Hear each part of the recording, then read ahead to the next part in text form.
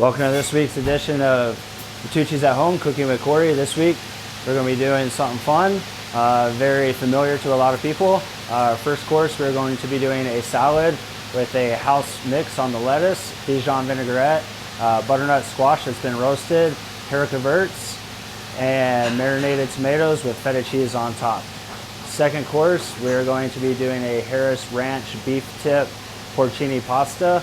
It's going to have our house-made fresh pappardelle pasta, and it's going to be with a local oyster mushroom cream sauce. It's going to pair very well together.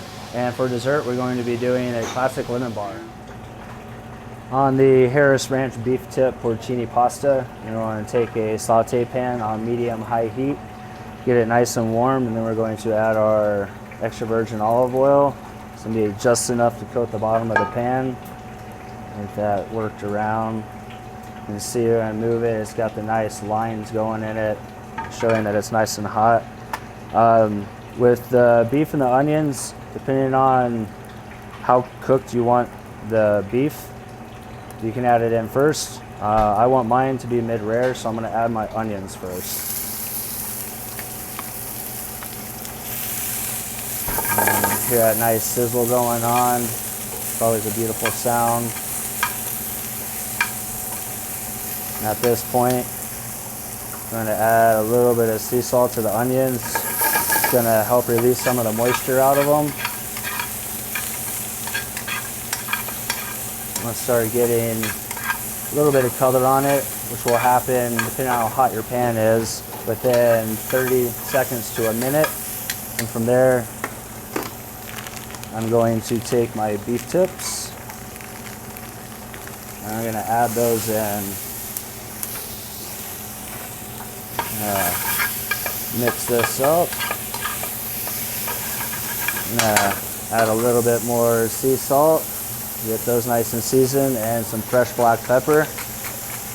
You're going to cook this for about 45 seconds to a minute. Let it start browning up. And then from there, I'm going to add our mushrooms. See, it's starting to get a nice brown. At this point, I'm going to add the mushrooms. So I want these to soften up, but not turn to mush.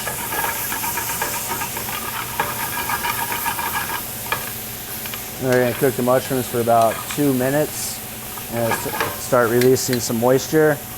And at this point, I'm going to add one of the pads of butter that's provided. And get a little more moisture to the pan. Give it a nice little caramelization flavor.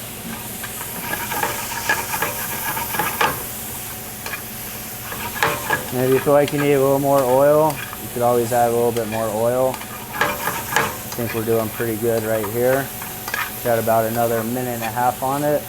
And then we'll be ready to add our garlic and our sauce.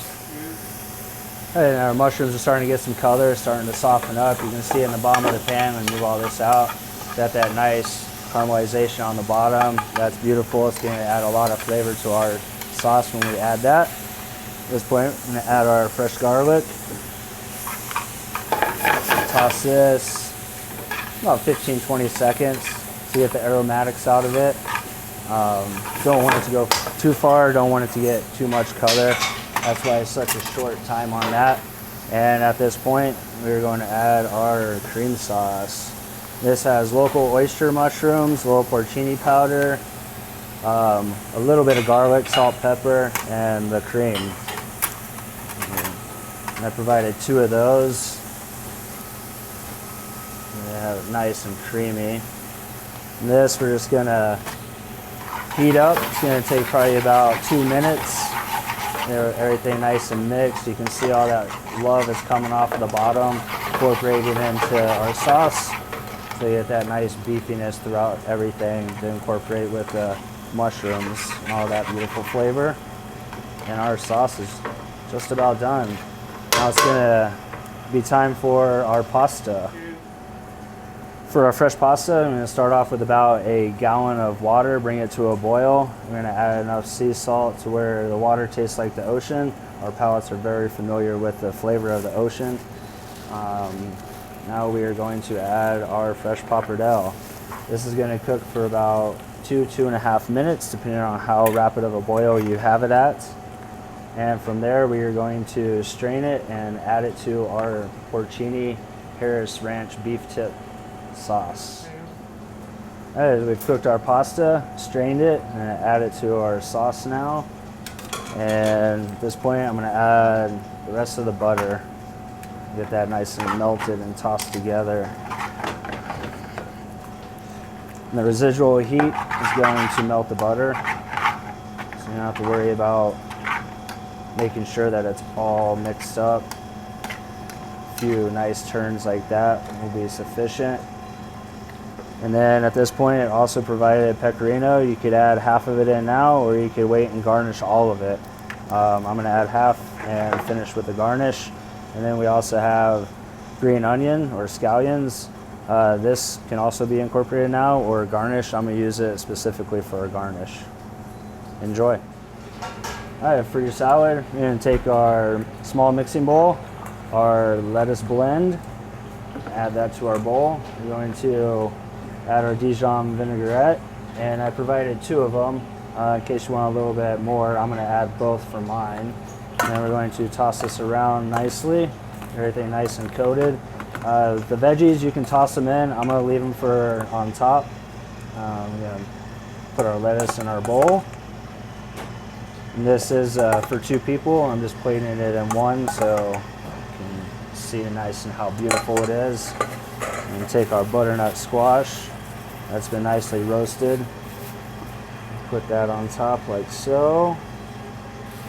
And our haricot vert beans that have been blanched. So they still have a nice crunch, but they are softened up. And then we have our marinated tomatoes. We're going to go right on top of there. And last but not least, our feta cheese. And if you like, you can sprinkle a little sea salt on top, a little black pepper. I'm going to do a little black pepper to finish, so I like a little fresh black pepper. And our beautiful fresh salad.